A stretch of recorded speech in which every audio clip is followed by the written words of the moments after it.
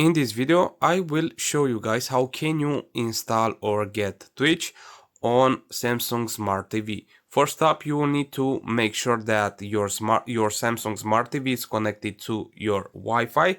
After that, you will need to go here on your remote control and press the source tab.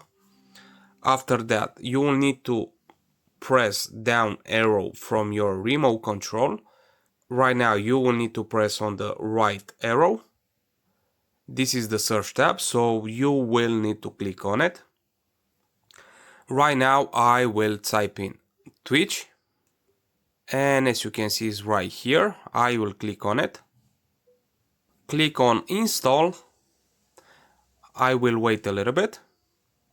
And as you can see right now it's done. I will open it. And right now I'm good to go. Well, I hope that this video will help you guys, and we will see in the next videos.